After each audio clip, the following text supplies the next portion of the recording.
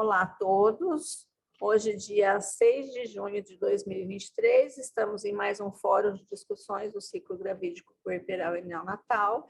E hoje nossa professora convidada é a doutora Roseli Calil, que é médica neonatologista da Divisão de Neonatologia do CAISM Unicamp, doutora em pediatria pela Faculdade de Ciências Médicas da Unicamp, coordenadora do Núcleo de Segurança do Paciente CAISM também, consultora em neonatologia para o grupo de trabalho de IRAS, NEO da Anvisa, e consultora em neonatologia para a saúde da criança do Ministério da Saúde e portal de boas práticas do IFF Fiocruz. Professora, seja muito bem-vinda a este grupo, que seja a primeira de inúmeras participações e que tenhamos uma excelente aula. A palavra é sua.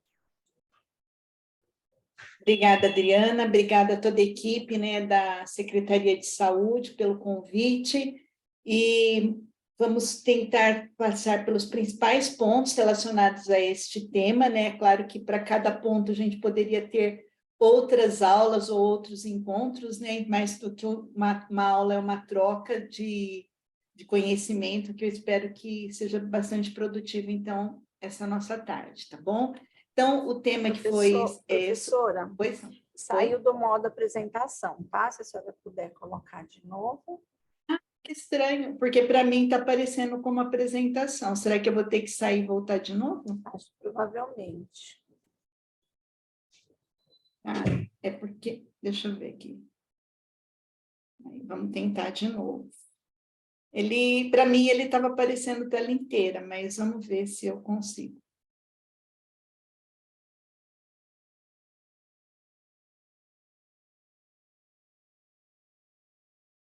Será que é esse aqui? Acho que é assim.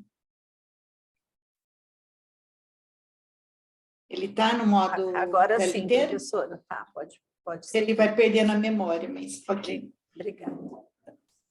Então tá, então a gente vai falar sobre esse tema, né, que foi solicitado, que é nascimento seguro e cuidados neonatais. Como eu estava dizendo, é um tema bastante amplo, a gente vai tentar fazer um passeio pelos principais pontos de atenção e naquilo que for necessário, futuramente a gente pode focar em alguma particularidade num encontro futuro, se for possível. Tá?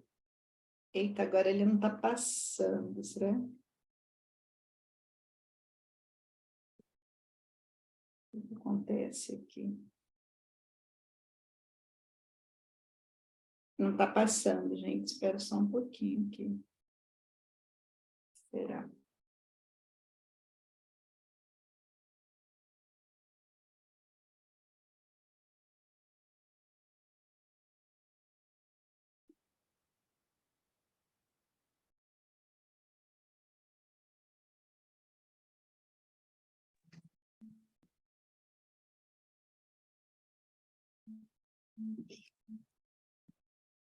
Deixa eu ver.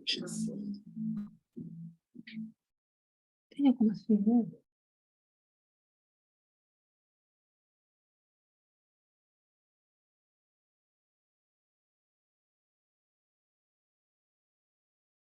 Eu salvei, agora eu vou ver se eu consigo compartilhar de novo, desculpa.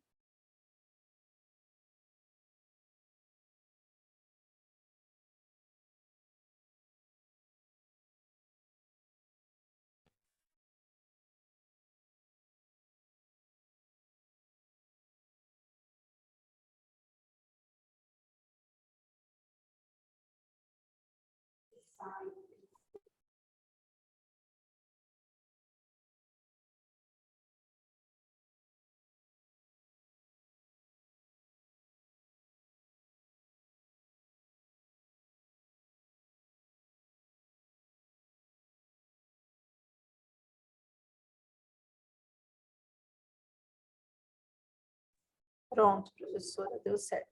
Agora ele está passando, Agora né? tá. Tecnologia, às vezes dá uns probleminhas aí, mas acho que vai agora. Então, com relação a esse assunto, né, então essa programação está dentro, então, do Fórum de Discussões no Ciclo Gravídico Puerperal e Neonatal, que é promovido pelo Grupo de Enfrentamento à Morte Materna, Infantil e Fetal do Estado de São Paulo. Então, o objetivo desse nosso encontro, né, é discutir os aspectos que envolvem o nascimento seguro, descrever as ações para a promoção de um parto e nascimento seguro e estimular a mudança de práticas dentro do contexto da assistência perinatal e neonatal.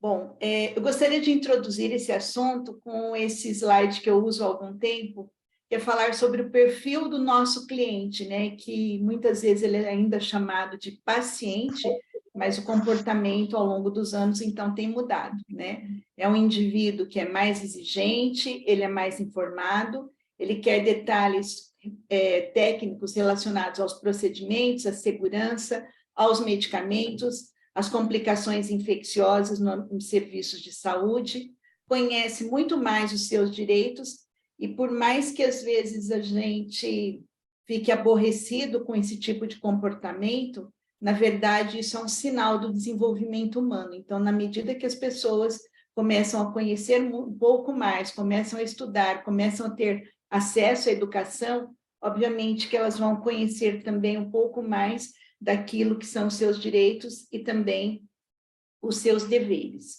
Dentro desse contexto, então, já na época de Hipócrates, há muitos anos, há mais de 2000 anos, na verdade, né, essa frase era, embora muito antiga, né, que é primeiro não cause dano, ela continua atual, né? Então, até recentemente, os eventos adversos, os erros e os incidentes associados à assistência à saúde, eles eram considerados inevitáveis ou reconhecidos como um ato realizado por profissionais mal treináveis, né? Então, na verdade, é algo que nós precisamos refletir sobre as práticas. Nem toda a pessoa que erra, ela é um mau profissional, muito pelo contrário, às vezes quem erra é um bom profissional que muitas vezes encontra-se sobrecarregado. Então, o conceito de erro, né, ele é um conceito que fala de algo que aconteceu, mas não de forma premeditada. A gente não está falando de desvios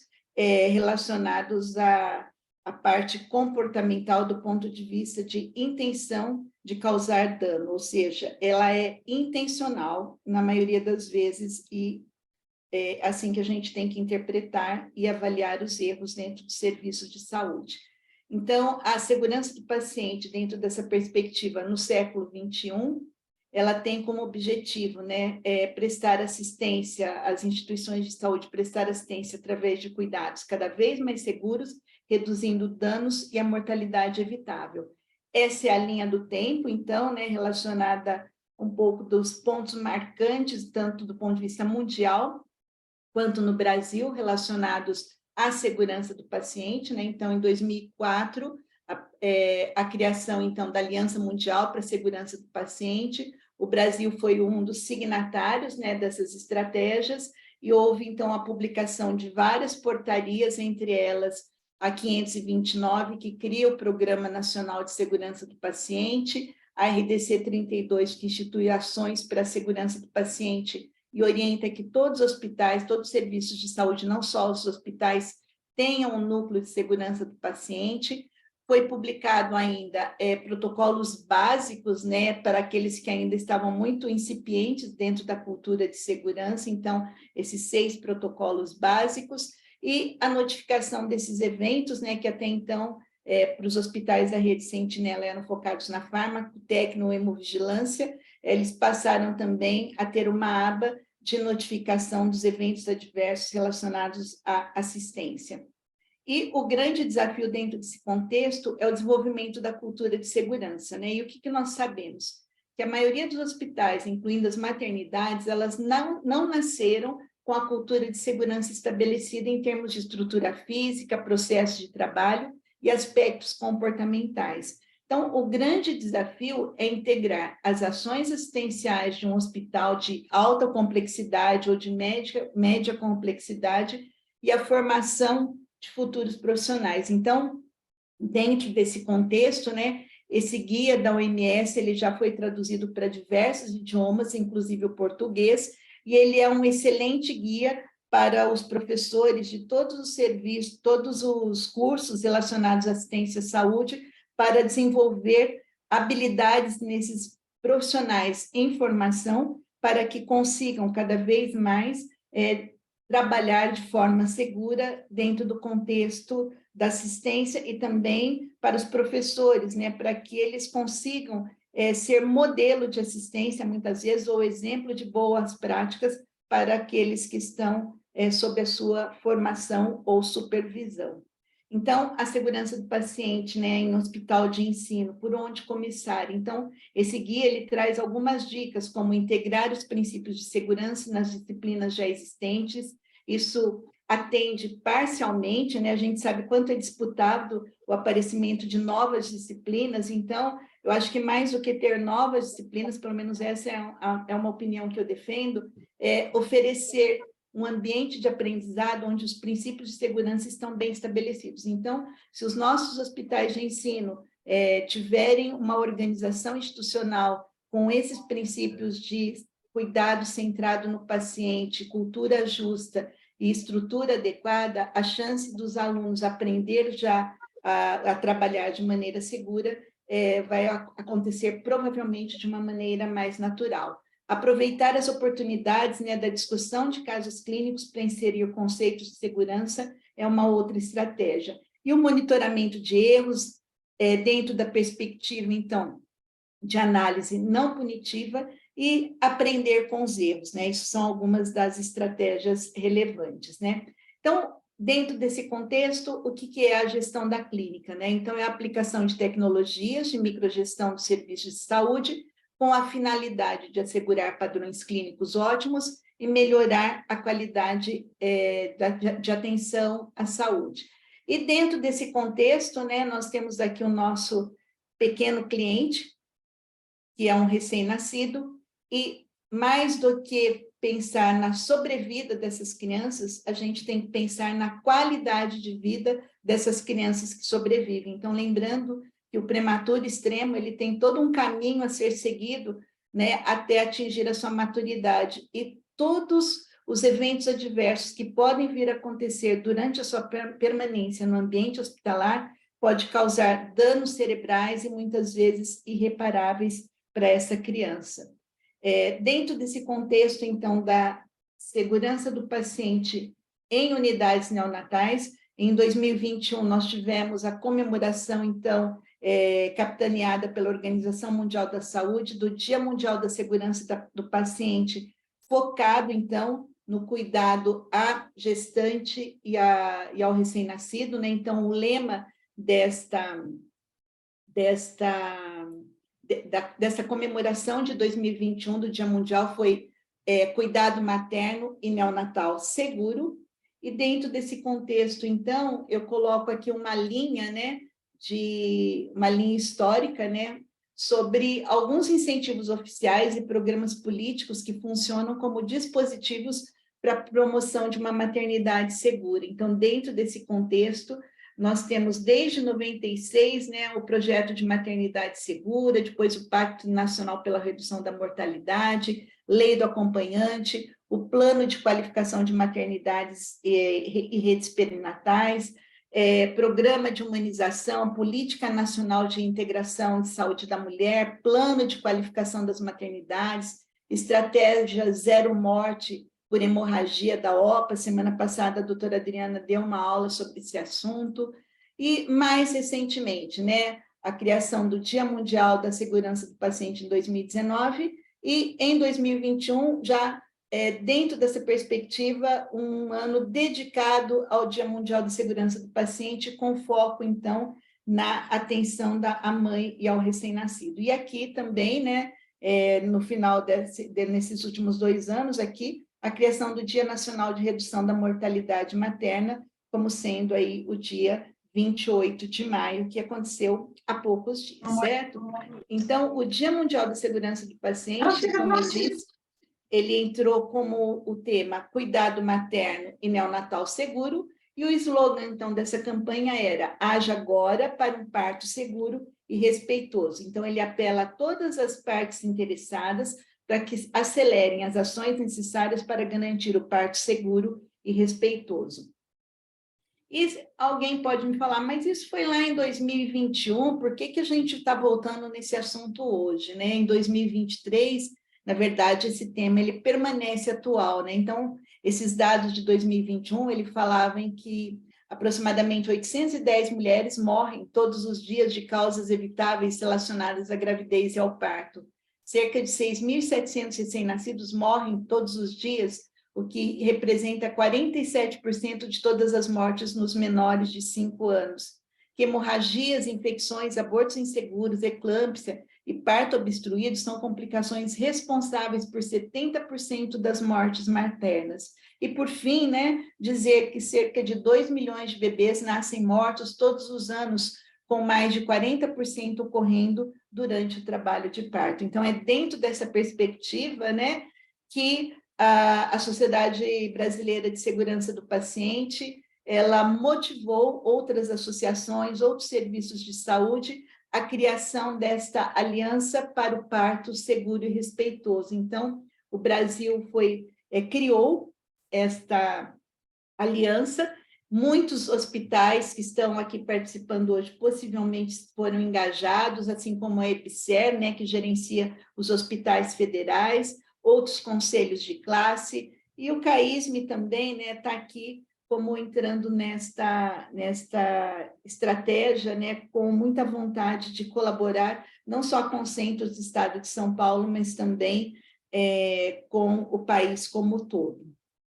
E dentro dessas diretrizes, então, da Aliança do Parto Seguro e Respeitoso, a gente vê aqui os princípios de equidade, das redes de atenção, a importância do parto adequado, a prevenção da mortalidade materna, a participação da família e da comunidade, princípios de respeito, a importância do pré-natal, a prevenção da prematuridade, o empoderamento, o engajamento e o letramento dessas famílias, né? Então, dentro da equidade, é importante garantir o cuidado com especial atenção às mulheres em situação de extrema vulnerabilidade. Dentro do respeito, dizer que as mulheres devem ser tratadas de forma respeitosa e em conformidade com seus direitos à vida, à saúde, à privacidade, à integridade física e à não discriminação. Importância, né, e aqui a gente convidou para esse encontro não só as equipes dos hospitais, mas também das unidades básicas de saúde, aqui, dentro desse contexto, ressaltar o fortalecimento das redes de atenção à saúde materna e neonatal como essencial para garantir o acesso ao cuidado continuado, equitativo, seguro, integral e multiprofissional a toda mulher no contexto do pré-natal, do parto e do pós-parto. Lembrar, então, que toda mulher ela também tem o direito ao pré-natal com olhar integral para a sua saúde e do recém-nascido. Lembrar que a redução do número de cesarianas sem indicação clínica e a promoção de um parto normal são medidas fundamentais. Lembrar que a identificação dos fatores de risco para o parto prematuro é o primeiro passo para a prevenção e que a saúde materna e a identificação das condições específicas do feto são determinantes para a prevenção da prematuridade. Lembrar que devem ser estabelecidos, então, cuidados oportunos através de uso de ferramentas ou pactos baseados em evidências clínicas e de qualidade, garantindo os processos assistenciais seguros às gestantes e parturientes. Que a gestante ela deve ser empoderada para tornar-se a protagonista durante a gestação e o parto, né? Então, a palavra empoderamento, às vezes, ela vem aí mal utilizada, muitas vezes, mas tudo que queremos dizer é que a mulher, ela precisa e deve ser ouvida, né? Então, muitas vezes, a sinalização de uma mãe, de uma redução, por exemplo, de redução de um movimento fetal, quando ela é ouvida e que o profissional vai atrás de ver o monitoramento, às vezes essa é a oportunidade para que a gente não tenha um óbito fetal. Então, é muito importante saber ouvir a mulher. A questão importante da participação da família e da comunidade. Então, o direito ao acompanhamento da gestante durante o pré-natal, parto puerpério, ter um acompanhante é importante, aquele da sua livre escolha, que garante, então, uma rede de apoio e a continuidade para um cuidado seguro e respeitoso. E, por fim, e não menos importante, a questão do letramento, né, que é a capacidade da gestante de acessar, compreender, analisar e usar informações em saúde na tomada de decisão sobre o cuidado. Isso é fundamental para garantir a segurança no pré-natal, parto e puerpério. Dentro dessas questões relacionadas ao letramento, não menos importante é a habilidade do profissional a se comunicar efetivamente, né? Lembrando que a responsabilidade pela comunicação é especialmente daquele que emite alguma informação. Então, a gente tem, sim, se esforçar para ser compreendido pelas pessoas. Então, dentro desse contexto, né, o grande desafio é a transformação da prática. Isso aqui é uma fotinha que a gente usa bastante aqui no CAISM, e muitos de vocês já podem ter visto, né, que não queremos fazer coisas diferentes, mas precisamos fazer diferente o que já fazemos. E a gente tenta, então, seguir, né, esses princípios da Aliança para o Parto Seguro e Respeitoso. E dentro dessas considerações, pensar por onde começar, né? Então, começar pela saúde materna e fetal. E dentro desse contexto, as estratégias de abordagem, né? O pré-natal, pré-concepcional e no puerpério. Lembrar que o ideal, né, seria a boa saúde já avaliada pré-concepcional, mas a gente tem que lembrar que 50%, 60% dos partos não são programados, não estou dizendo que não são desejados, né? Então, muitas vezes a primeira oportunidade da mulher ser atendida é no pré-natal, e depois ela precisa ser continuamente atendida para redução de morte materna também no puerpério. Então, com relação ao pré-natal, né, o que é importante é a oferta de exames adequados, né? Então, entre eles, os testes rápidos, mesmo para onde não se tem muito acesso a exames sofisticados de laboratório, mas minimamente a oferta de testes rápidos para HIV, sífilis, hepatite B e C, é algo que já é possível no Brasil desde 2012, 2013. Então, tanto para atenção básica e para quem pede também para regional, a gente tem conseguido também para horta de hospital. Então, aqui o nosso pronto atendimento, a gente implementou esses testes rápidos porque muitas mulheres chegam para assistência ao parto e são moradoras de rua ou não fizeram por algum motivo pré-natal, então ter a disponibilidade desses testes rápidos é muito importante para a tomada de decisão e para os procedimentos relacionados ao manejo do recém-nascido.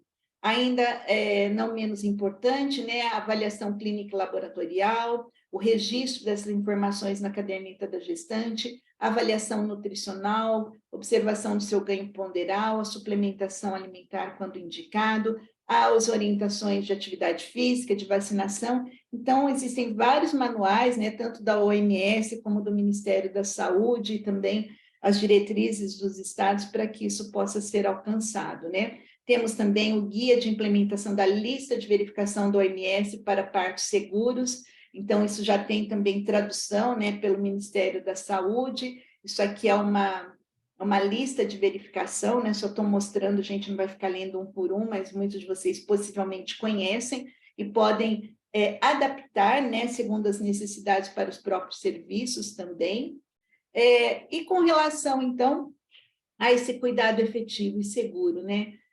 No momento da admissão para o parto, o ideal que a anamnese ou a história da mãe, né, não seja só da mãe, seja a história da mãe e do pai dessa criança, sempre que possível, né? Então, o ideal é que essas informações sejam colhidas no início do trabalho de parto, ainda sempre quando possível, né, quando as dores do parto ainda não estão muito intensas, para que ela consiga nos oferecer as melhores informações de uma maneira tranquila, né?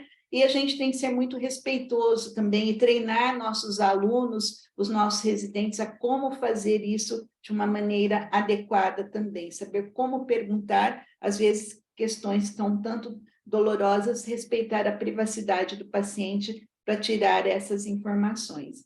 Então, a história clínica ela deve conter os dados dos antecedentes de saúde da gestante, do parceiro, saber sobre as outras gestações, sobre partos e evolução das crianças, a evolução da gestação atual, os tratamentos realizados, checar resultados de exames laboratoriais e de imagem, e o que é fundamental, né, para os bons resultados no parto e nascimento é a comunicação entre a equipe de obstetrícia e neonatologia para a identificação de fatores de risco para o planejamento do parto, nascimento e manejo desse recém-nascido. Quando eu falo de informações do pai, além de saber sobre a sua escolaridade, se ele trabalha, se ele não trabalha, saber sobre algumas doenças subjacentes, saber sobre hábitos como tabagismo, alcoolismo e uso de outras drogas. E essas informações não são de cunho moral, mas sim para a gente saber sobre melhor dizer, para a gente estabelecer o dimensionamento do risco social que esse recém-nascido vai enfrentar. Utilizar essas informações para fins educacionais, por exemplo, na prevenção do tabagismo passivo doméstico. Então, isso são algumas das utilidades. Lembrar que pais e mães usuários de drogas psicoativas ou alcoolistas, eles têm, às vezes, muitas vezes, no nascimento, um momento ímpar para uma virada de vida, né? Para virada de chave numa maneira de pensar. Então, oferecer tratamento adequado com especialistas, né, é bem importante, tanto do ponto de vista de suporte psicossocial, como também de encaminhamento para esse tipo de tratamento, quando eles têm o desejo de mudar, e não é fácil mudar esse tipo de comportamento, né? Não se trata de querer, né? A dependência química, às vezes, ela é bem difícil de ser feita, e oferecer essa oportunidade é fundamental. Em termos da anamnese da gestante, né, quando todas as informações não são possíveis colher naquele momento com ela, outras fontes de informação bastante importantes é se ela tiver o cartão de acompanhamento do pré-natal em mãos, as informações referentes também a vacinas recebidas, os resultados de exame, se tiver disponibilidade online, né, tem municípios que os hospitais estão já integrados com a atenção básica, isso é bem bacana, ou se ela fez o pré-natal no próprio hospital, pensando num pré-natal especializado. Então, os prontuários online, mesmo que o físico não esteja presente, é muito importante, né? E algumas perguntas a gente até pode fazer para o acompanhante, mas tomar cuidado para que perguntas mais delicadas não sejam feitas de modo a invadir a privacidade dessa mulher. Então, achar o melhor momento para conversar sobre alguns assuntos mais delicados, mesmo que seja depois do parto.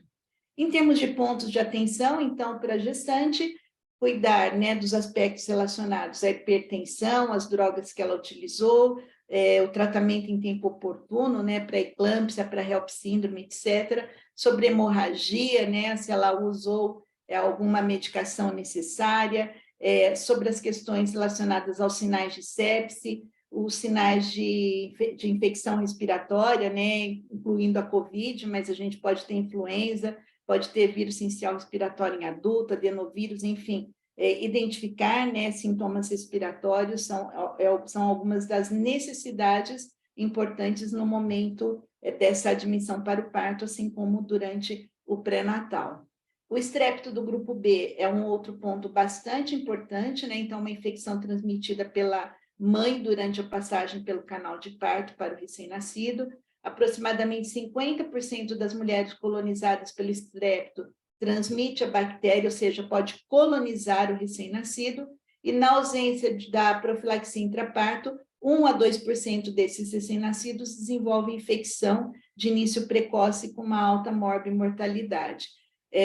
Portanto, né, considerando esses aspectos, a pesquisa para estrépito B, ela é considerada uma boa prática, né? A orientação atual é que ela seja feita entre 36 a 37 semanas, especialmente, porque a partir daí, qualquer momento, essa criança pode nascer. Se esse resultado é negativo com 36 a 37, pouco provável que ela chegará no momento do parto com cultura negativa, porque o delay aí entre o exame e o nascimento vai ser mais curto, tá? Outras indicações para profilaxia para o estrépito B, as situações de bolsa rota prematura e trabalho de parto prematuro. Importante, né? Mais do que só colher exame, é cobrar o resultado de exame. E avaliar, né, a indicação da profilaxia intraparto para estrépito do grupo B. Embora essa seja uma recomendação muito importante, poucos são os municípios, né, que implementaram a triagem para estrepto B nas unidades básicas, aqui na região de Campinas, somente Paulínia, que eu saiba, e Campinas, município, está iniciando em algumas unidades básicas, e o pré-natal especializado aqui em Campinas, no município, e também aqui do CAISM, há bons anos a gente faz essa triagem de colonização para estrepto do grupo B, né? Mas e quando eu não tenho esse status? A indicação vai ser por fator de risco. Então, em que situações a quimioprofilaxia para o estrepto B ela está indicada, né? Então, para todas as gestantes colonizadas por estrepto B, identificado na vagina ou reto, durante a gestação atual, exceto cesárea fora de trabalho de parto e bolsa amniótica íntegra. A outra indicação, gestante com status para estrepto B, então, desconhecido, em trabalho de parto, tem que estar em trabalho de parto, e que tem um dos fatores de risco presentes, da ruptura de membrana por tempo prolongado, considerado prolongado maior ou igual a 18 horas, trabalho de parto prematuro ou bolsa rota menor que 37 semanas, febre intraparto, mães com estrepto B isolado na urina durante essa gestação, ou seja, mesmo que foi tratada, ela é considerada de risco, mães que tiveram filho anterior com doença pré-estrepto do grupo B, e uma indicação mais recente da Academia Norte-Americana de Ginecologia e Obstetrícia é fazer a profilaxia intraparto para mulheres com triagem positiva pré-estrepto B na gestação anterior e que não tem o status da gestação atual, ou seja, sem triagem na gestação atual. Então, a academia recomenda essa indicação adicional aqui a partir de 2020. Para a gente aqui no Brasil, do ponto de vista prático, essa indicação ainda é pouco factível, porque, como eu disse, são poucos as unidades básicas e os serviços de saúde hospitalares que têm no seu pré-natal essa triagem. Em termos de cuidado seguro para o RN, então, né, o cuidado do RN, a gente falou até agora dos pontos importantes relacionados ao atendimento da gestante, e com relação ao RN, né, então, o pediatra ou neonatologista que vai receber essa criança, ele vai também tirar uma história sobre as comorbidades maternas, né, são os aspectos relacionados àquilo que o obstetra já tirou de história, então, tudo que impacta na saúde materna também, de alguma forma, pode impactar na saúde do recém-nascido. Então, além de conhecer a história, né, dos antecedentes dos pais, dos partos anteriores, tudo que a gente já comentou, é importante ainda para o manejo do bebê no momento do parto, né, checar o resultado da pesquisa de colonização para estrepto B e também a identificação de fatores de risco para infecção, ou para indicação de profilaxia intraparto, iniciar a profilaxia intraparto para estrepto B quando indicado o mais breve possível, né? Então, o que eu digo é que isso é uma atribuição do obstetra, mas o neonatologista, o pediatra, ele tem também a missão de lembrar o obstetra naquela hora, caso isso tenha passado despercebido, né? Então, se ele identificou esse risco, é importante que ele vá até o colega da obstetrícia e fale, olha, essa mãe é colonizada pelo estrepto B, ou ela tem algum fator de risco para colonização e não tem o exame. Vocês já iniciaram a profilaxia intraparto? Então, esse tipo de atitude, ela é importante para a melhoria dos resultados, tanto para a gestante, como também para a redução de risco, então, de colonização e infecção desse recém-nascido. É ainda muito importante, né, verificar os resultados de sorologia do pré-natal e observar se foi feito, né, a coleta de testes rápidos na admissão para parto, né, entre eles o HIV, a sífilis, hepatite B e hepatite C, né, quando disponível nos serviços, né. HIV sempre tem, né, mas os demais nem sempre. Então, se tiver oportunidade, é excelente, mas acolher a gente checar, então, esses resultados antes do parto. Com relação aos cuidados gerais, então, durante o parto e nascimento, né, com relação a essas ações integradas, né, então, são ações integradas entre a equipe da obstetrícia, da neonatologia, da anestesiologia e equipe de enfermagem, né, então, identificar os fatores de risco materno e do recém-nascido, que nós já comentamos, utilizar paramentação completa de acordo com o tipo de parto e risco de infecção, então, durante a pandemia, né, quando identificado riscos para coronavírus, então, observar a paramentação necessária, então isso foi feito e o aprendizado ele deve permanecer. Respeitar a temperatura em sala de parto, né, idealmente de 23 a 26 graus, que essa é uma boa temperatura para garantir a normotermia tanto da mãe quanto do recém-nascido. Manter a porta da sala de parto fechada, conversar somente o que for pertinente para o momento, né? Então, entender que isso é um momento muito especial, então que conversas banalizadas, né, e observações desnecessárias, elas não são éticas. Então, isso é algo que a gente coloca, inclusive, no acolhimento dos nossos residentes aqui, né? Então, isso faz parte do treinamento das nossas equipes. O uso de top na mãe para auxiliar na normotermia da gestante, facilitar no contato pele a pele, são algumas práticas que a gente incorporou aqui também. E usar compressas secas, né, para segurar e secar o RN delicadamente enquanto aguarda o clampeamento do cordão. Esse aqui é o nosso checklist bem simplificado, que fica, é uma lousa que fica na sala de parto, né? E o que a gente lembra para os nossos residentes e para os médicos assistentes, que esse checklist deve ser preenchido para todos os partos e que segurança, então, não é uma burocracia, essa é a mensagem, né? Em termos de nascimento seguro, considerar, então, a importância da identificação do RN imediatamente ao parto e registrar essas informações, avaliar a vitalidade do recém-nascido, recepcionar o bebê, né, quando é um bebê saudável, em campo aquecido, posicionar junto à mãe, próximo ao nível da placenta, fazer o clampeamento oportuno do cordão, né, que se dá entre 1 a 3 minutos nos bebês vigorosos, avaliação continuada da vitalidade, iniciar o contato pele a pele e a sucção ao seio materno o mais breve possível. Com relação ao clampeamento do cordão umbilical, né, houve uma atualização internacional e também pela Sociedade Brasileira de Pediatria em 2022, né, pelo Programa de Reanimação Neonatal. Então, o que nós temos aqui, né, para um bebê com idade gestacional maior ou igual a 34 semanas, que nasce vigoroso, como eu disse, o clampeamento se dá entre 1 e 3 minutos de vida, preferencialmente no colo materno, para o contato pele a pele imediato. Os bebês menor que 34 semanas, que nasce vigoroso, um mínimo de 30 segundos de vida, secando delicadamente o RN enquanto aguarda o clampeamento.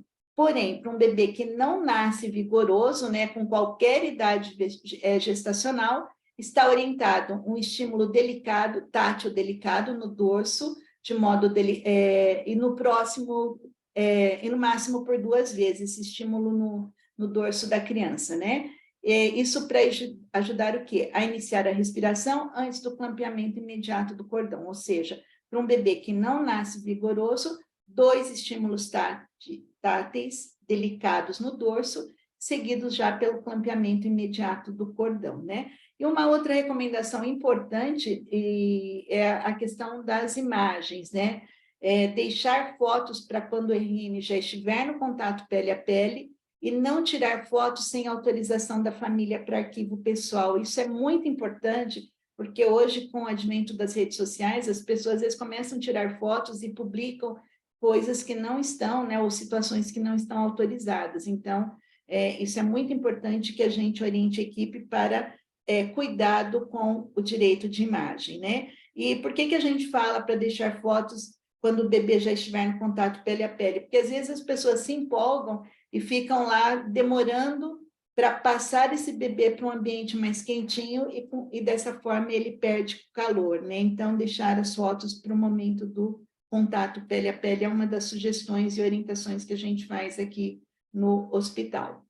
Lembrar, então, né, que o nascimento seguro, né, o atendimento ao RN na sala de parto, na perspectiva do nascimento seguro, na verdade, ele é um cenário de práticas que ele também, de alguma forma, traz a combinação de metas e protocolos de segurança muito intensos. Então, nessa hora, nada pode faltar, né, e nada pode falhar, porque, às vezes, um vacilo nessa hora custa uma vida, né? Então, importantíssimo, né? Dentro dos princípios de segurança do paciente, a comunicação efetiva, adesão à higienização das mãos, das precauções padrão e especiais, a identificação do recém-nascido, os cuidados com a pele, o controle de temperatura, os cuidados com medicamentos e vacinas feitas em sala de parto e a prevenção de quedas, né? O transporte do recém-nascido, por mais que seja a situação de urgência, ela não pode ser no colo de um profissional de saúde, e sim de forma adequada em carrinhos ou incubadoras adequadas próprias para isso, né? E um outro aspecto muito importante é seguir as normas do programa de reanimação neonatal, né? E do transporte neonatal orientados, então, pela Sociedade Brasileira de Pediatria. Para que esses objetivos aqui sejam alcançados, a gente tem que ter o quê? Todo um planejamento e cuidados na recepção do recém-nascido em sala de parto bem,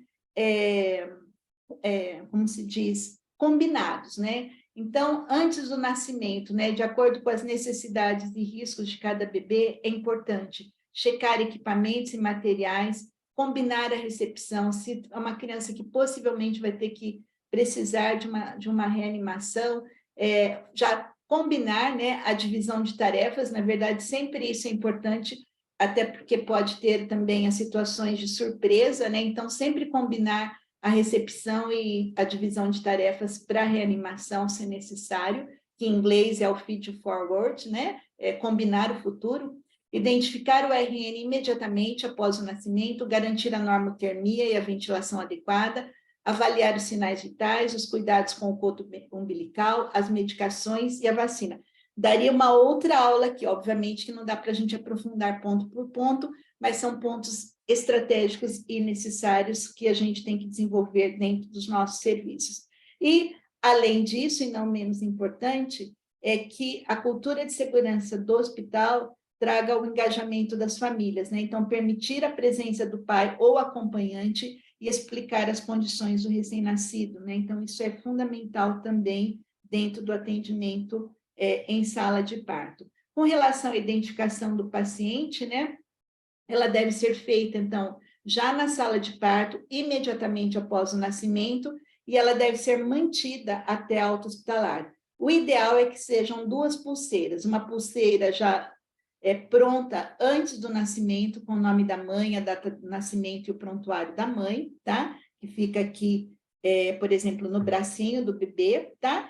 E imediatamente após o nascimento, uma outra pulseira já feita com o título, mesmo que ainda não saiba o nome do bebê, então fica o RND, o nome da mãe, a data de nascimento e o número de prontuário. Então, abrir um número de prontuário, mesmo que não seja um prontuário físico, mas que tenha um número de registro hospitalar dessa criança, para que todos os exames sejam feitos com registro próprio, né? Quando a gente tinha o hábito de pôr o número de matrícula de uma mãe num sangue ou num material biológico encaminhado de um recém-nascido, a chance de troca de resultados era muito grande. Então, hoje, os laboratórios não aceitam números de registros de outro paciente para um material biológico. Então, essa matrícula tem que ser do próprio recém-nascido, esse número de prontuário. Então, isso aqui, há bons anos, a gente já estabeleceu aqui no CAISM, e depois, se alguém tiver alguma dificuldade para essa implantação, pode entrar em contato conosco, e daí fica no pezinho do bebê, tá? Essas fotos aqui foram autorizadas, por isso que está aparecendo o nome da criança aqui. Bom, com relação aos cuidados, né? A grande mensagem aqui é o que não fazer, né? Então, mesmo nas situações de urgência, seguir as boas práticas de paramentação e uso correto dos equipamentos de proteção individual e coletiva. Então, adorno zero, né? Lembrar que esse avental aqui, que eu falo que é um avental social, ele não é um equipamento de proteção. Os nossos terninhos também não são equipamentos de proteção, são equipamentos de conforto, e quando necessário, a gente vai usar a paramentação completa de acordo com a necessidade, né? E lembrar que o uso de luvas não substitui lavagem de mãos. Então, para a gente pegar uma luva para que seja uma luva para nossa proteção, aquelas luvas de caixinha, a gente tem que higienizar as mãos para não contaminar aquela caixa e, por conseguinte, não começar já a colonizar o bebê logo na sala de parto com bactérias patogênicas no ambiente hospitalar. Então, isso são algumas orientações bem relevantes, né? Na sala de parto, a gente faz um exame físico muito sumário e Depois, né, de acordo com as condições do bebê, a gente vai, então, decidir o destino desse bebê, se é um alojamento conjunto, se é cuidados intermediários, que é o CI neonatal, ou uma unidade de terapia intensiva neonatal. Então, o exame físico sumário, mais o status clínicos dessa criança, a idade gestacional, é o que vai nortear os cuidados específicos desse bebê. Com relação ao compromisso mundial, então, para a higienização das mãos, né, o carro-chefe é salve vidas, higienize suas mãos, mas dentro dessa perspectiva, né, do primeiro desafio mundial para a segurança do paciente, cujo lema é cuidado limpo, é cuidado seguro, outras ações também são importantes, né, como as boas práticas no descarte de materiais, o preparo de vacina, o preparo de medicamentos, né, então tudo isso é muito relevante. Em termos de produtos para higienização das mãos, o sabão líquido em unidades de baixo risco, né, como alojamento conjunto, unidade de internação de gestação de risco e ambulatórios, a clorexidina, que é um antisséptico, ela é especialmente orientada, né, pelo seu poder residual e cumulativo em unidade de cuidados intensivos neonatal, UTI de adulto, bloco operatório, sala de parto, por exemplo, né, isso são as nossas rotinas aqui. E o uso do álcool, né, em gel ou em espuma, para a higienização das mãos em procedimentos de baixo risco, quando não houver sujidade, e é importante que ele esteja disponível em toda a unidade assistencial e de fácil acesso. E aqui a nossa versão baby, né, para os 5 momentos da higienização das mãos, que vocês já conhecem, mas que ainda, essa adesão ainda deixa... ela é subdimensionada, né? Ou seja, se higieniza muito menos do que se deveria. Então, isso é muito importante, tá? E aqui a mensagem que eu já me adiantei para dizer para vocês, né? Que o uso de luvas, então, ele não substitui a higienização das mãos, que ela deve ser usada somente em um paciente, a gente não pode tocar em mais de um paciente com a mesma luva, e uso no contato, então, com sangue ou secreções ou contaminantes, ou sempre quando houver lesão de pele, né? Então, isso é importante para a proteção do profissional da saúde. Aqui, com relação à normotermia, né? Então, a prevenção de normotermia, tanto para a RN quanto para a mãe, uma vez que os estudos, né, já realizados mostram que hipotermia materna é um fator de risco para a hipotermia do recém-nascido, e a hipotermia aumenta o risco de morte das crianças, então é uma tecnologia barata, simples, mas que salva vidas. Então, antigamente, a recomendação era de 26 graus, isso foi modificado para a temperatura de 23 a 26 graus, tá? Lembrando que para cirurgias, né, para segurança de procedimentos cirúrgicos, a Associação Norte-Americana de Enfermeiros recomenda a temperatura máxima de 20 a 23 graus. Então, para salas de parto cesárea, o caminho do meio seria, no mínimo, a gente, então, conseguir manter a temperatura de 23, que não seria tão danosa para o RN e que seria segura para o procedimento de partos cesáreos. Agora, para parto normal, a gente pode, na sala, estar com uma temperatura um pouquinho mais alta aqui, tá bom? Aqui a cobertura, né, do saco plástico, essa prevenção todos vocês conhecem. De novo, baixa tecnologia e alto impacto. E após o parto, o que é importante, né? O registro das informações sobre a história do parto e o planejamento das ações futuras, né? Em termos de, além da obstetrícia, fazer a documentação, né, das condições maternas e do bebê nas suas fichas. É importante também o registro das informações pela equipe da neonatologia ou da pediatria, descrever a necessidade, se houve necessidade de alguma manobra de reanimação, se houve necessidade de uso de drogas, checar as pulseiras, né, se foram colocadas adequadamente, com matrícula já, isso tudo antes de encaminhar o bebê para a UTI neonatal ou para o alojamento conjunto, essas pulseiras já devem ter sido colocadas, né?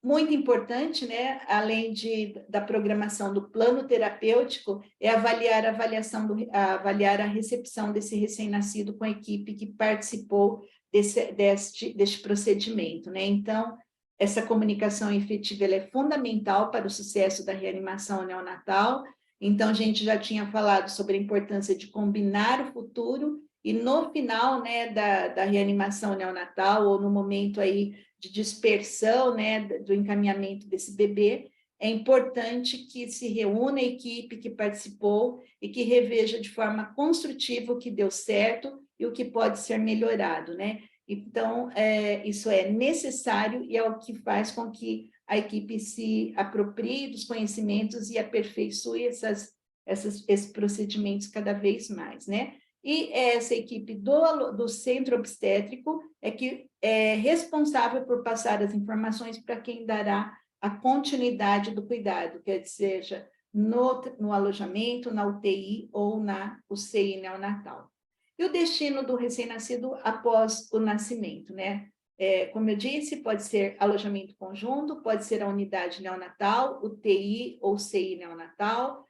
Na época da pandemia, a gente tinha uma unidade COVID também, onde também era possível que as mães clinicamente estáveis com COVID e com bebês estáveis permanecessem em quarto individualizado em regime de alojamento conjunto, e a unidade de patologia obstétrica, né? Então, algumas mães, alguns binômios, melhor dizendo, no puerpério, pelo menos aqui no CAISM, a gente reserva alguns quartos para que mães que não tenham possibilidade de amamentar, seja por ter teste HIV positivo, ou mães em quimioterapia, ou alguma outra condição que indique fórmula láctea, que ela possa ficar, que seja mantido, melhor dizendo, a sua privacidade, e ela possa oferecer a fórmula láctea livremente para o seu filho e com orientação para o uso, então, desta fórmula láctea, inclusive com o uso de mamadeira, né? Então, no quarto individualizado, não é porque eu sou amigo da criança que não pode ter mamadeira. Para essa criança que não vai amamentar,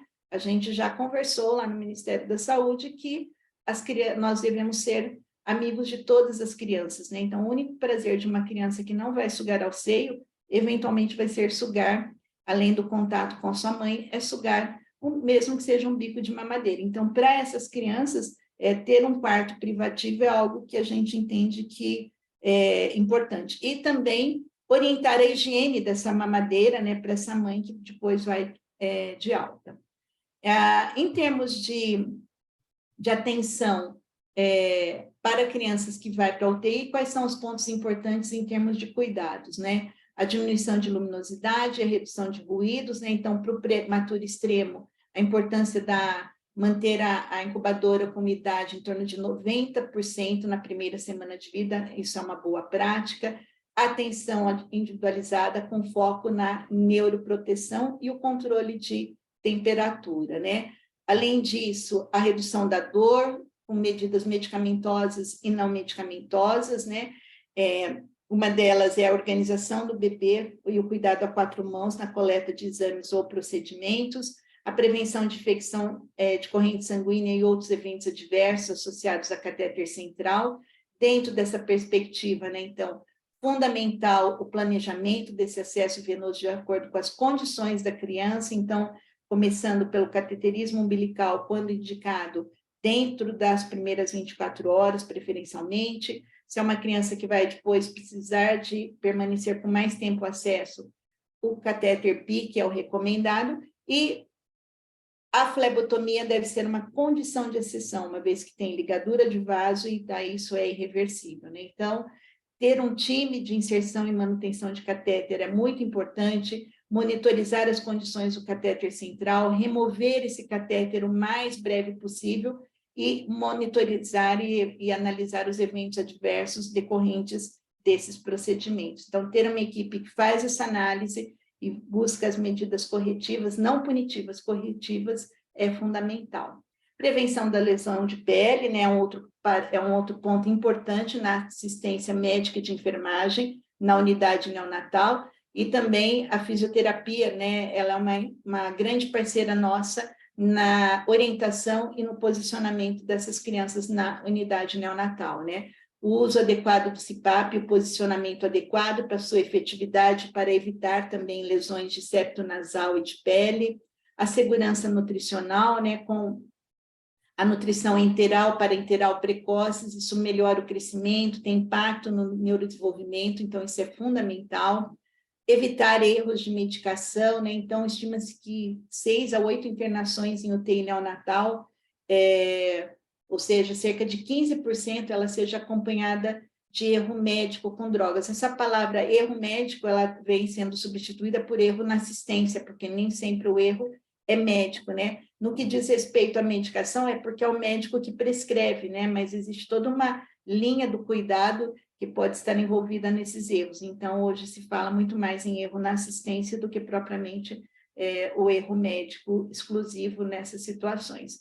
O estresse, o cansaço, a presença de ruídos, a interrupção, as interrupções são alguns fatores que contribuem com a ocorrência de erros de medicamento. Então, as pesquisas mostram que 69% dos erros eles são interceptados pela equipe de enfermagem, que é capaz de reconhecer, interpretar e corrigir antes da realização de um medicamento. E dentro desse contexto, a gente alerta muitos nossos médicos e os nossos residentes para que eles ouçam o alerta de um técnico de enfermagem ou do enfermeiro. Eles podem não saber todas as doses que prescrevemos em miligrama por quilo de peso, né? Mas ele mais ou menos sabe quanto que ele costuma colocar de cada medicamento ou no preparo de um soro basal. Então, se um técnico ou se um enfermeiro te alerta e acha estranheza naquilo que você prescreve, pare tudo, né, e vá ver e corrigir, porque muitas vezes este alerta do profissional de enfermagem é a única barreira para a gente evitar um erro que pode, às vezes, ser irreversível. Então, muito importante esse tipo de comportamento, isso faz parte da cultura de segurança. E uma outra atenção, né, que barreiras tecnológicas, como a prescrição eletrônica e o sistema de rastreabilidade de medicamentos, podem auxiliar na prevenção de erros de medicação, desde que exista, então, adesão ao uso correto dessas tecnologias pela equipe médica, enfermagem e farmacêutica. Ou seja, às vezes a gente tem todo um sistema maravilhoso, mas a aderência das pessoas não é tão boa assim. Então, vale aqui atenção para esse detalhe também. Em termos de redução de ruídos, né, lembrar que a redução de ruídos ela é fundamental para a neuroproteção. E com relação à prevenção de erros de medicação, alguns pontos importantes por parte da equipe médica, né? Ter algumas barreiras que ajudam na redução de erros. Ter protocolos clínicos definidos com base nas melhores evidências, a discussão do caso visando o planejamento terapêutico, né? No caso de hospitais e escola, seria com preceptor ou com especialista, né? Pensando em hospitais que não hospitais de ensino. Atenção especial na prescrição, né? Então, checar a dose padronizada, a gente não precisa ficar guardando tudo na cabeça, né? Porque o nosso cérebro, às vezes, ele pode falhar, então, consultar a padronização é importante. Então, lembrar das dificuldades, né? De micrograma quilo minuto, miligrama quilo hora, miligrama quilo dose, miligrama nos antibióticos, né? Pode ser por quilo dose ou miligrama quilo dia, então, é desafiador essas contas todas, especialmente quando o ambiente é ruidoso ou esse profissional está muito cansado, né? Então, o risco de erro, ele existe. E daí, dentro dessa perspectiva, né, incentivar todos os profissionais médicos a realizar a dupla checagem no momento da prescrição, né? Então, calcular a dose em 2 pessoas preferencialmente separadas e conferir o resultado é uma medida simples, né? Fique atento aos questionamentos, como eu disse, alertas realizados pelo profissional de enfermagem e não ignorar os alertas do sistema de prescrição eletrônica, são algumas outras orientações. E com relação à equipe de enfermagem, né, tem aí o clássico 9 certos, que as enfermeiras estão habituadas, e a cada dia mais eu aprendo com elas que elas vão colocando mais certos aí para diminuir o risco desses erros. Com relação, né, eu vou tentar falar um pouquinho, só que foi me pedido sobre auto-hospitalar, tá? Porque já está dando uma hora, um pouquinho menos de apresentação, que a gente começou um pouquinho mais tarde, mas falar um pouco, então, sobre auto-hospitalar, né? Então, o conceito é a finalização no período de internação, é o encerramento da hospitalização com continuidade de cuidados em domicílio. Normalmente, ela deve acontecer quando tiver uma instabilidade clínica desse recém-nascido, e ela deve ser feita, né, pela equipe multiprofissional em conjunto com a família. E dentro desse contexto, né, atenção para a alta segura, que envolve, então, fatores relacionados à condição clínica do binômio e da identificação de vulnerabilidade social. A SBP, né, ela aponta desvantagens para alta precoce, ou seja, menor que 48 horas, a alta com critérios mínimos para a segurança do recém-nascido é o nosso alvo, e a portaria do alojamento conjunto do Ministério, ela orienta alta a partir de 24 horas, se preencher vários pré-requisitos do ponto de vista prático. Então, vários pré-requisitos, esse é o assunto. Então, do ponto de vista prático, poucas são as situações possíveis. E aqui está a lista, né? Depois eu vou mostrar para vocês. Acho que está aqui. Deixa eu ver. Tá. A portaria do Ministério, né? Depois eu volto um pouquinho lá. Mas o que a portaria do Ministério ela preconiza, né? Que essa alta pode ser considerada a partir de 24 horas, desde que preencha esses critérios. Então, um bebê a termo com peso adequado e com exame físico normal, ausência de icterícia nas primeiras 24 horas e que tenha possibilidade de acesso posterior, lembrando que o pico da bilirrubina se dá com 4 dias, então, se eu dou uma alta precoce, eu tenho que ter possibilidade de avaliar essa criança nas primeiras 24 horas e depois com 96 horas também, tá? Apresentar diurese, eliminação de mecônio espontâneo, tem que ter controle térmico já adequado, a sucção no seio tem que estar boa, tem que ter já revisado as sorologias da mãe, a mãe tem que ter estabilidade clínica, quando indicado investigação de infecções congênitas, ela já deve ter sido realizada, tipagem sanguínea quando indicado, oximetria de pulso, né, o teste do coraçãozinho para cardiopatia e avaliação do reflexo vermelho já realizados, triagem auditiva assegurada no primeiro mês de vida, né, realizada ou agendada, o teste do pezinho, né, que é para triagem para algumas doenças também, assegurada entre o terceiro e o quinto dia de vida, já que idealmente ela é feita a partir de 48 horas e, portanto, a partir do terceiro dia de vida, avaliação da vigilância do recém-nascido para sepse neonatal precoce, a mãe, o pai e os outros cuidadores devem ter conhecimento e habilidade para cuidar do recém-nascido e reconhecer situações de risco. A avaliação do serviço social para os riscos psicossociais e ambientais, agenda com atenção básica para o retorno da mulher e do recém-nascido e preenchimento dos dados no caderneta da criança. E é por esse motivo que, para preencher todos esses pré-requisitos, do ponto de vista prático, isso quase nunca acontece, tá? Então, a utilidade do alojamento conjunto, né? É um momento de aprendizado para os pais, para o conhecimento do comportamento do bebê, para o aprendizado do cuidado com o recém-nascido, é um período, então, de observação clínica para a realização de exames padronizados de triagem neonatal, e identificação de vulnerabilidade social ou decorrente de algum transtorno psíquico. Então, nessas situações é importantíssimo, né, a parceria e o planejamento da alta compartilhado com a equipe de serviço social, da psicologia, além da equipe médica e de enfermagem, tá? Do ponto de vista prático, né, como é que isso a gente se faz aqui no CAISM, né? Segmento de puericultura na atenção básica, a gente indica de pronto para recém-nascidos a termo, com perda de peso menor ou igual a 8%, icterícia avaliada por medida transcutânea de bilirrubina, a gente já tem esse acesso que nos facilita, então, quando está na curva C ou D de Butani, a gente, se tiver o pré-requisito anterior também completado e em aleitamento materno exclusivo, a gente pode mandar para atenção básica. Crianças com exposição à sífilis, que já têm a investigação realizada para segmento, também vão para atenção básica. Crianças com diagnóstico de sífilis congênita, cuja neurologia já foi descartada. Aqui, com o município de Campinas, a gente consegue fazer uma boa integração com a atenção básica para a complementação das doses subsequentes na atenção básica. Com os municípios da região, alguns a gente consegue, mas nem todos, mas quando possível, isso melhora a rotatividade dos nossos leitos e também a oportunidade para a mãe voltar para casa para ficar junto com seus filhos. Quando tem alguma dose que cai no final de semana, daí essas doses são feitas aqui no CAISM, ou seja, precisa ter a certeza de que essa mãe tem condições de retornar ao hospital. Caso contrário, todo o tratamento vai precisar ser feito no ambiente hospitalar, tá?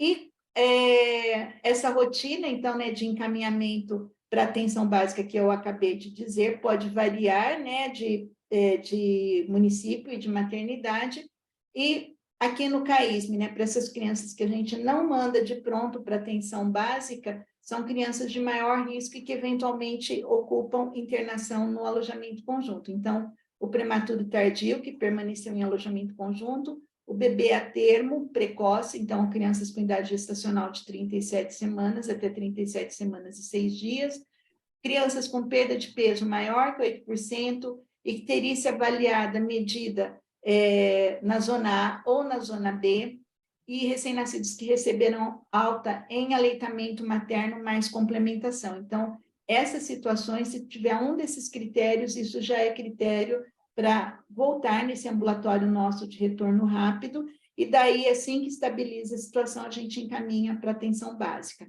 Quando necessário também, né, nós precisamos, na alta hospitalar, garantir acesso a ambulatórios especializados. Então, exemplo, reflexo vermelho duvidoso ou uma triagem oftalmológica numa suspeita de infecção congênita. Se não for feita a avaliação durante a permanência no hospital, por exemplo, encaminhar para a oftalmologia. A depender da situação, ambulatório de neuro, de ortopedia, os filhos de mãe HIV aqui no CAISM vão para o ambulatório de imunologia pediátrica do HC e, eventualmente, alguns ambulatórios também de cunho multidisciplinar, como de enfermagem neonatal, de fono ou de fisioterapia, tá? Com relação a orientações e acompanhamento, né? Importantíssimo, então, que as orientações de alta, elas começam desde a admissão da criança na unidade neonatal ou no alojamento dentro da perspectiva, então, desse plano terapêutico, né? Então, acolher as necessidades dos pais, oferecer o apoio, esclarecer dúvidas, né? Fornecer atividades educativas ao responsável, né?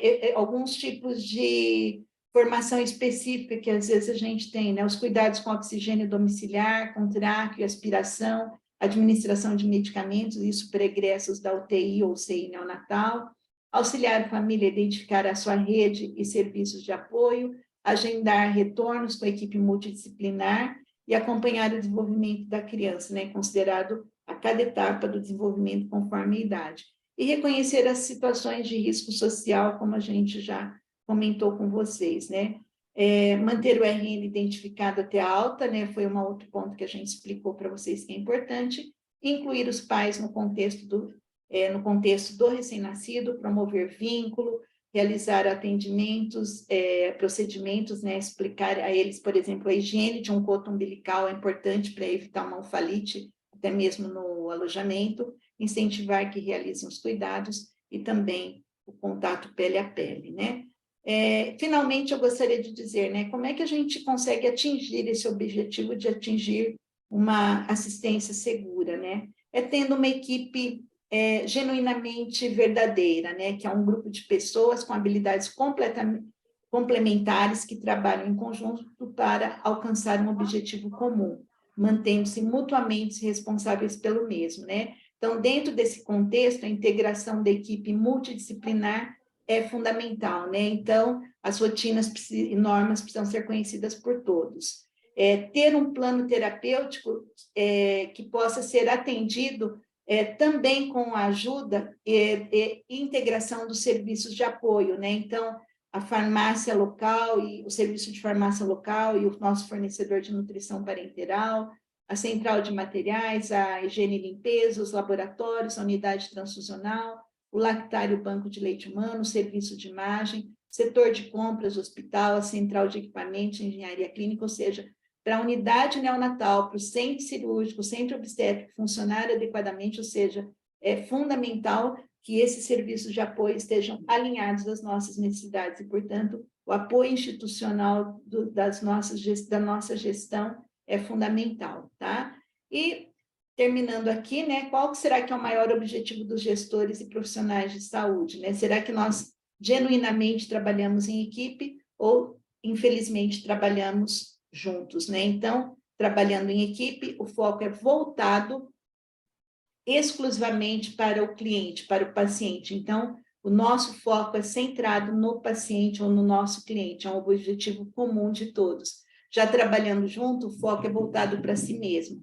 Está administrando o seu trabalho e não tem objetivo comum para todos. Teria muitos, né, exemplos a dar aqui, mas pelo adiantado da hora, ficará esse tema para a gente aprofundar numa outra oportunidade, né? Então, eu quero agradecer a participação de vocês, lembrar então, né, que o bom resultado ele depende de todos, o foco na segurança do paciente e também dos profissionais, então cuidar do cuidador também é fundamental, né? Se errar é humano, evitar é divino. O homem, ele felizmente mais acerta, porque acertar é humano. Então a gente não pode ficar banalizando erros e entender que todos nós podemos contribuir para a melhoria da assistência, tá? Então, os desafios estão aqui. As mudanças no ambiente hospitalar, refletir a prática, cuidar de quem cuida, chefias envolvidas nesse processo de mudança e a comunicação efetiva, né? São alguns desafios que estão postos aí para a gente colocar em prática no nosso cotidiano. Muito obrigada, gente. Professora, eu agradeço em nome do Grupo de Enfrentamento, que prazer ouvi-la falar de integralidade, né? Falar com tanto respeito do binômio, né? Integrando aí essa questão da segurança, da humanização, falar de linha de cuidado, mas muito mais que isso, falar de progressão e continuidade, o quanto isso deve estar incutido, né? Desde o acolhimento, quando você fala de plano terapêutico, é um mundo ideal, né? A gente nós que transitamos aí por essa rede de atenção materna infantil, quanto seria o ideal que isso tivesse em toda a rede, né? E eu não vou me alongar, mas quando você fala o tempo todo você fala da responsabilidade do gestor, e do gestor em qualquer instância que ele tiver, né, inserido nessa rede de assistência, mas da formalidade da rede, quanto essa rede precisa estar estruturada e precisa sair das ilhas, né, com a informação precisa estar o tempo todo capilarizada dentro desse contexto. Nós temos presentes aqui outros estados, nós temos muitas pessoas que fazem parte da segurança do paciente, da humanização, que fazem parte do cuidado, não só os profissionais de saúde, mas também os gestores. Então, nós temos alguns minutos ainda a abrir para que vocês possam aproveitar essa oportunidade de termos a professora Roseli Calil conosco neste fórum e que vocês tragam aí suas perguntas e compartilhem suas experiências. Fiquem à vontade. Oi, Adriana. Pode perguntar ou Claro. é para escrever? Desculpa. Não, pode perguntar, Ju, pode perguntar. Primeiro eu queria falar parabéns para a Roseli, que ela é sempre ótima, uma referência para a gente. Eu sempre recorro a ela, sempre, sempre. Parabéns, Roseli. Eu queria saber, até assim, a opinião da Roseli e dos outros presentes que trabalham em maternidade, essa questão né, a importância da Golden Hour, do contato pele a pele inicial, mas nos casos da cesárea, algumas equipes que têm passado o bebê embaixo do campo, qual que é a sua opinião sobre isso, Roseli? Então, a gente, tudo que pode melhorar o processo, com treinamento... Você fechou sua câmera. Fechei a câmera, era para abrir pronto. Então, obrigada pela pergunta.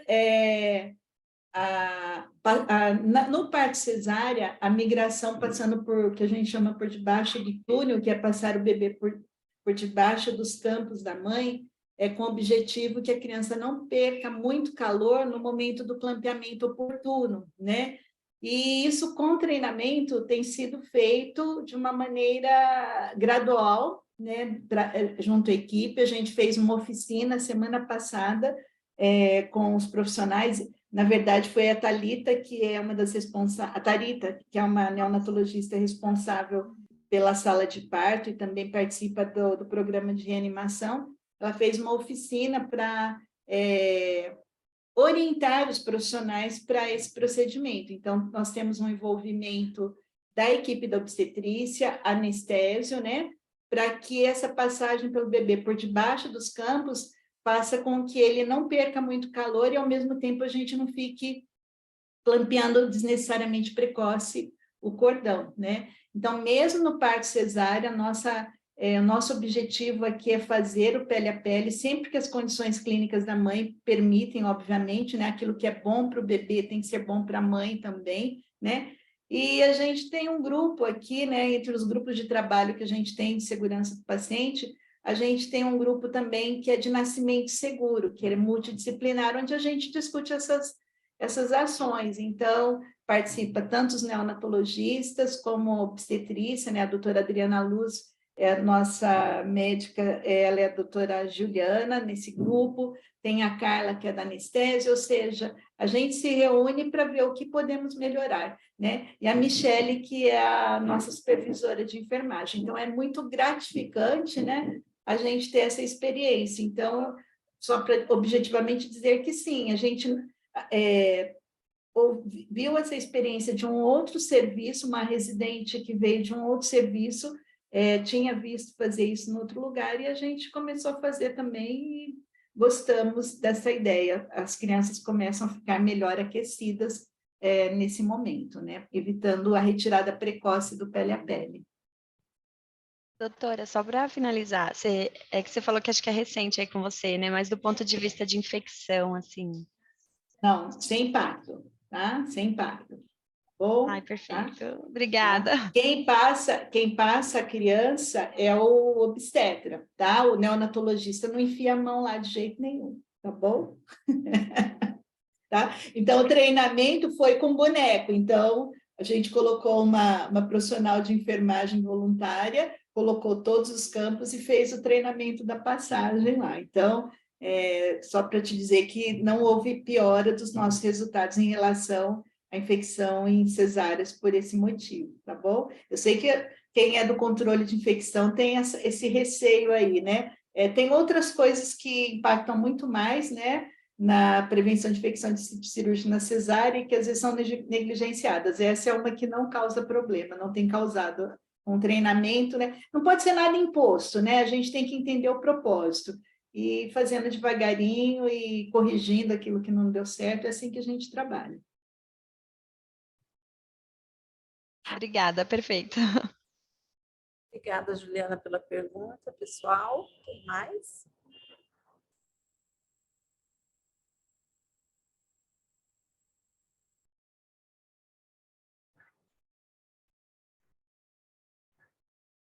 Mais ninguém tem nenhuma dúvida? Quer compartilhar a experiência? Essa é uma dificuldade que nós temos na questão da rede de atenção nos partos cirúrgicos, essa questão da quebra do vínculo do contato pele a pele. Tem muito essa questão que a Juliana trouxe, né, de levantarem o risco de infecção e sem evidência, né? Então, isso que a professora Roseli traz hoje é o quanto é possível fazer a construção, instituir, elaborar protocolos e ampliar a segurança e qualificar aí o cuidado para o bebê. Ninguém da humanização da segurança quer trazer nenhuma palavra para a professora, nenhuma experiência do território. Meninas da saúde da mulher.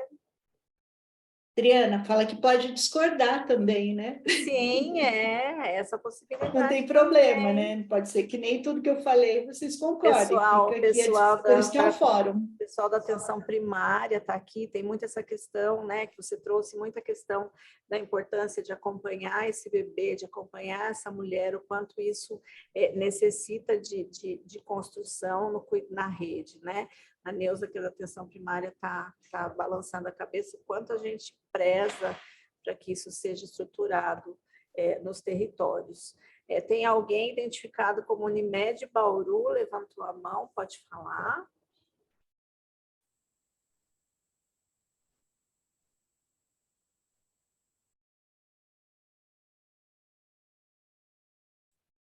Unimed Bauru?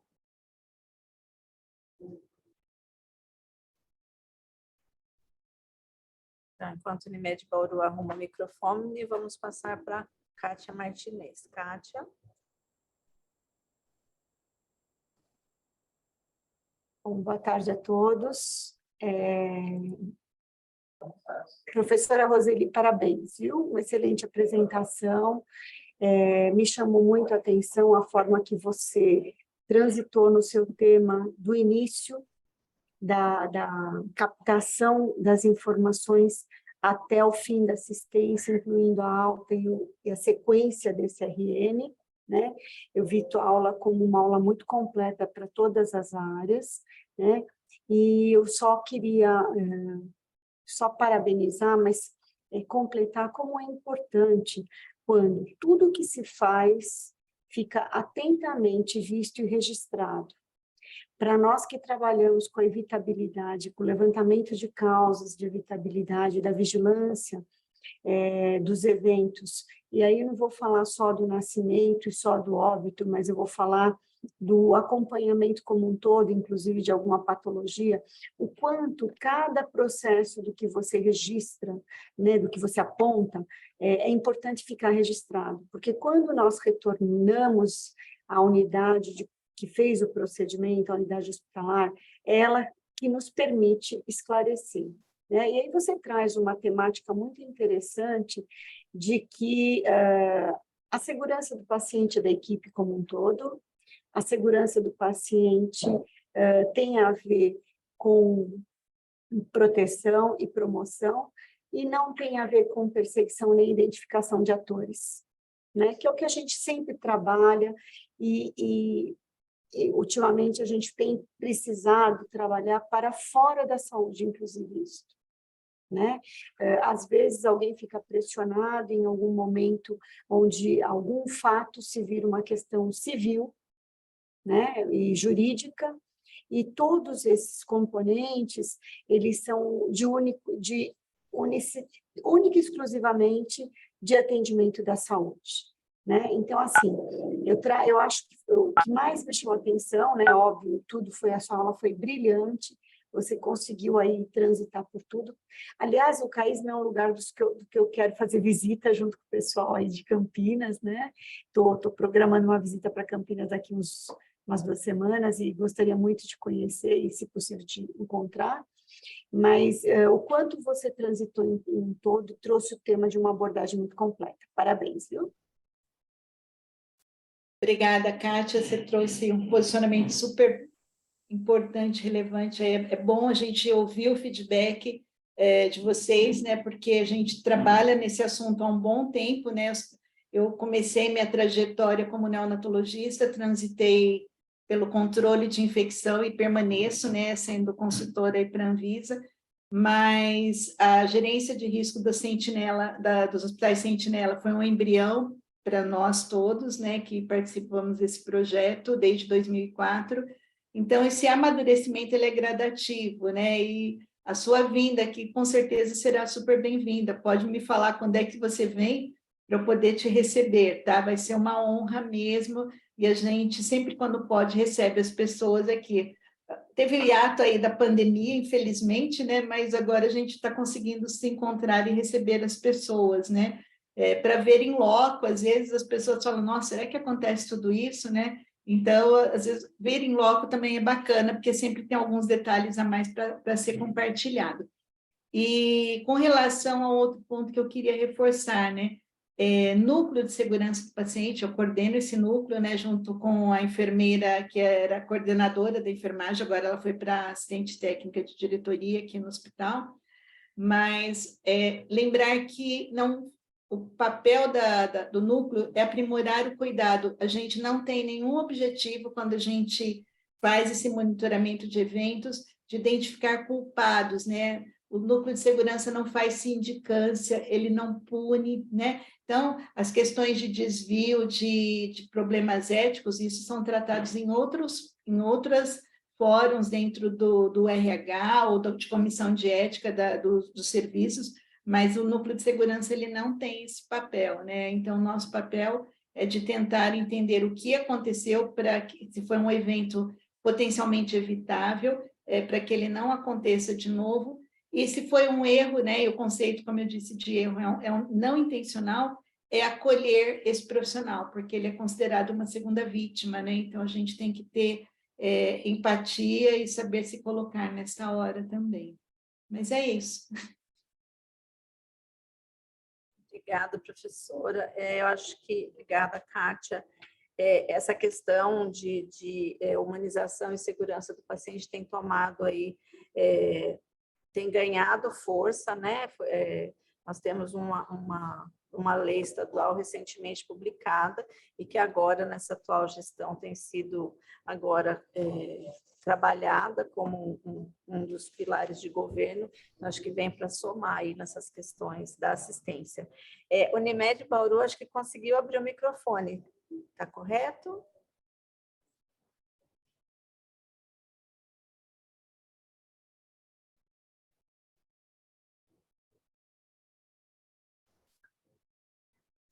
Bom, eu não sei se é ele ou ela, está dizendo aqui no chat. Gostaria do relato de experiência sobre parto cesárea, da permanência do RN na sala de recuperação e como ele é levado após para o quarto com a mãe. Oi, você pode só repetir que deu uma interferência aqui? Posso sim. Ele quer saber sobre parto cesárea, quando o RN permanece na sala de recuperação, como que ele é levado para o quarto com a mãe? Como que é o transporte desse RN? O transporte, tá. Então, isso vai variar de acordo com cada serviço, né? Então, tem serviços que têm um berço próprio para transporte do bebê, e outros utilizam a própria maca da mãe para levar a mãe e o bebê ao mesmo tempo, né? Então, se a mãe estiver bem e conseguir fazer isso com grade de proteção e tudo bem, seria uma forma. A única coisa que a gente recomenda é que nunca a criança seja transportada num colo, nem do familiar e nem no colo de profissional da saúde pelo risco, eventualmente, de queda, tá? Então, pode ser numa incubadora de transporte, mas nem todo mundo tem tantas incubadoras para levar um bebê do CO para o alojamento conjunto. Do seu centro obstétrico para a UTI, sempre incubadora de transporte, né? A criança que está precisando de assistência ventilatória, daí é sempre com incubadora de transporte. Mas bebês a termo, estáveis para o alojamento, vai depender do serviço, né? Então, de acordo com a realidade local que tiver disponível, pode ser utilizado. Ou um berço, que não é o berço do bebê, é um berço adaptado para transporte, tem alguns modelos para isso, ou incubadora de transporte, ou, se for uma maca com proteção, se conseguir transportar com um enfermeiro junto, né, um técnico de enfermagem junto e levar a mãe e o bebê, isso é uma outra possibilidade. Tá? Professora, tem hospitais que usam top de segurança, né? Porque quando levado na maca, e ele acabou de relatar aqui que em Bauru eles adaptaram um sling e vai com a mãe na maca. Acho que é a mesma. Excelente, né? Excelente ideia. Muito bom. É uma possibilidade, porque nós temos, nós visitamos maternidades que, pelo número exíguo de profissionais, o top é como uma segurança, né? Se eventualmente a mãe não vai estar limitada com o movimento, tem a questão de não ter a permanência de acompanhante em alguns lugares, a gente trabalha muito com isso, né? E muitas maternidades já trabalham essa questão da presença do acompanhante na sala de recuperação, dos bebês a termo, obviamente, né? Que traz aí, amplia aí não só o cuidado, mas a segurança. E o top veio como um item de extrema importância e segurança para esses casos. Obrigada, Unimed Bauru, você não disse seu nome, mas obrigada por sua participação. Dizer, né, a Kátia disse que vai visitá-la, nós temos aí a Marlene, que é nossa parceira aqui da Secretaria Estadual de Saúde, na questão da vigilância, na questão das propostas, né, de ações no território. Então, a gente tem uma proximidade, agora tem uma articuladora, né, Marlene, que você, da Saúde da Mulher, veio para somar no time aí, então, a Secretaria de Estado da Saúde vai se aproximar cada vez mais aí do seu território, professora. Mais alguém, gente? 15h35. Adriana, eu vi que no... Boa tarde, vocês me escutam? Oi, Angelita. Eu me chamo Angelita, sou aqui do Ceará, da região do Cariri. Eu estou participando dessa palestra através do Comitê de Prevenção de Mortalidade Materna e Infantil do Estado do Ceará, o qual eu sou membro como suplente, representando o Conselho Estadual de Saúde. No momento, estou secretária adjunta aqui na cidade de Várzea Alegre, e no Conselho Estadual eu coordeno a Câmara Técnica de Vigilância em Saúde. E assim, caiu como luva a palestra muito boa, a leveza da professora, e assim, eu gostaria de saber como a gente faria para que ela ampliasse essa palestra para a nossa região, que ela, sobre a segurança do recém-nascido, segurança da parturiente, como é que ela poderia fazer através da nossa Câmara Técnica, que ela pudesse participar e nos dar essa palestra, como seria? Angelita, obrigada, é uma honra estar com vocês, tá? Eu sou consultora, né? Sou aqui da Unicamp, mas sou consultora, como foi bem dito aí, da saúde da criança, sou do Qualinel, do Ministério da Saúde, então, assim, vida que segue, você consegue o meu contato, a gente consegue combinar de fazer essa reunião com outros comitês estaduais, se for necessário, tá bom? Eu fico à disposição, né? E é uma honra poder contribuir com o Estado do Ceará. Eu amo todos vocês e estamos juntos, tá bom? Muito obrigada, doutora Roseli, né? Hoje é assim, uma honra para o controle social a gente poder participar desses momentos, e é necessário, né, que haja essa troca, essa entrega e a disseminação do conhecimento. E a doutora passou assim com a leveza. Eu não consegui entrar desde o início, estava com problema de internet, mas aí consegui, assim, acho que uns 70% da apresentação, mas vai ser disponibilizada, né? Sim. Eu já fiz aí, eu preenchi o formulário, e era só agradecer e dizer que muito rica a palestra, tá certo? Muito obrigada. Obrigada, Angelina.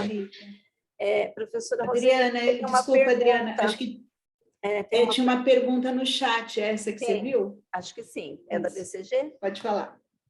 Gostaria da BCG. Gostaria de saber qual a recomendação da vacina BCG, com quantos dias de vida é recomendada a realização.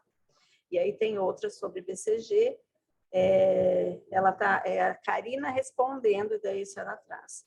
Sobre a BCG, ela deve ser administrada preferencialmente até 12 horas após o nascimento, podendo ser aplicada dentro do primeiro mês de vida. 12 horas? Foi uma resposta. Então, tá. Então, a BCG, eu sei que tem serviços que faz em sala de parto, nós não temos essa rotina implantada aqui no CAISM, tá? O que a gente tem e que faz até 12 horas de vida e que por ter um impacto em termos de redução de transmissão vertical, é a vacina para hepatite B. Então, há mais de 20 anos, até antes, quando não tínhamos o teste rápido disponível, era muito comum as gestantes chegarem aqui sem ter o status de sorologia para hepatite B. Então, a gente implantou a vacina para hepatite B porque os estudos mostram que, especialmente para bebês mais de 2 quilos e a termo, ela já protege em torno de 80% a 90% o risco de transmissão vertical, mesmo que a gente não tenha disponível imunoglobulina naquele momento. Agora, com relação a BCG, como eu disse, a gente não faz intra-hospitalar. Normalmente ela é feita no primeiro mês de vida, mas pode ser feita na atenção básica, né? E geralmente se faz com crianças com peso acima de 2 quilos, mas recentemente eu ouvi uma apresentação do pessoal que é da SBIM e que parece que talvez pudesse ser feito até com um pouco menos de peso. A limitação, às vezes, é muito mais pela administração intramuscular da vacina e suas, né, do que propriamente a contraindicação. Agora, o que é importante, acho que saber, né, Adriana, é a questão do manejo de uma mãe bacilífera. Essa, sim, que se a mãe for bacilífera, no momento do parto, essa criança vai precisar usar a quimioprofilaxia, né, de acordo com as orientações do Ministério da Saúde, e daí se faz o PPD com 3 meses, se for não reagente, daí só nesse momento que vai se fazer a BCG, ou seja, para uma criança com risco de exposição à TB bacilífera, já não se faz imediatamente, o que ela vai usar é a isoniazida ou a rifampicina, né, que é as duas opções atuais, era com isoniazida, recentemente mudou, por questões de acesso à medicação. Então, isso é feito até 3 meses de idade, essa quimioprofilaxia, para daí testar a criança, né? E se ela tiver a doença, daí tem que seguir o protocolo daí de tratamento. Agora, se for PPD negativo, daí sim que vai se fazer BCG, mas isso é com relação ao manejo de uma mãe com tuberculose bacilífera no momento do parto.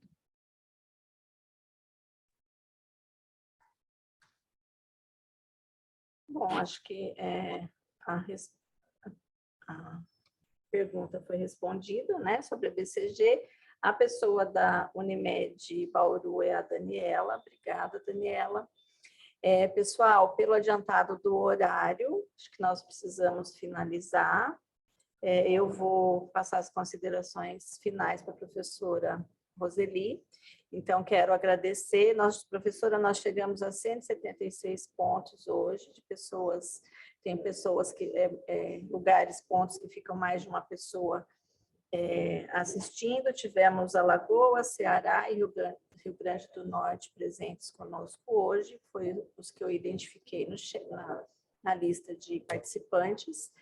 Então, em nome do Grupo de Enfrentamento à Morte Materna e Infantil da Secretaria de Estado da Saúde de São Paulo, quero agradecer demais a possibilidade de tê-la presente conosco, um tema tão importante, tão enriquecedor, e que a gente possa mandar para o mundo essa gravação, para que todos os gestores profissionais inseridos na rede de atenção materna e infantil tenham as palavras da professora Roseli como mantra, para que essa rede de segurança e humanizada e para o binômio seja a cada dia para nós um mundo real, e que a gente possa contar com a sua presença muito mais vezes neste fórum. Professora, muito obrigada. Suas considerações finais. Obrigada, Adriana. Obrigada a toda a equipe da Secretaria de Saúde, né, de São Paulo, pela oportunidade. Estar com vocês é um presente, né?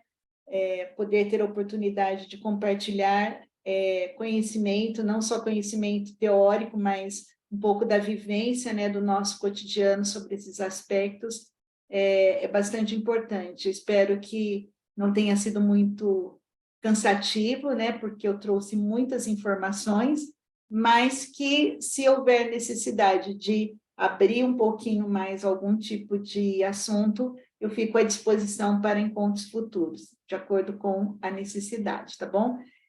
Entendam, então, que segurança do paciente é algo que veio para trazer a redução de danos dentro do contexto da humanidade, não só do materno-infantil, mas é no materno-infantil que a vida começa. Então, nascer bem e continuar bem, ser um cidadão íntegro, é a nossa meta, né? E cuidar do cuidador, né? Porque se a gente não cuida do cuidador, dificilmente ele vai conseguir promover uma boa assistência também. Então, finalizar agradecendo a vocês e dizendo que aqui no CAISM a gente tem a felicidade da Flávia, que é a nossa psicóloga do RH, ser membro também do nosso núcleo de segurança. Então, isso nos engrandece bastante também, né? Então, muitas estratégias a gente faz em parceria com o RH do hospital também, dentro dessa perspectiva do cuidado do cuidador. Um abraço a todos e muito obrigada. Obrigada, professora. Pessoal, obrigada. Um excelente feriado a todos. Tchau. Até semana que vem. Oi, Adriana.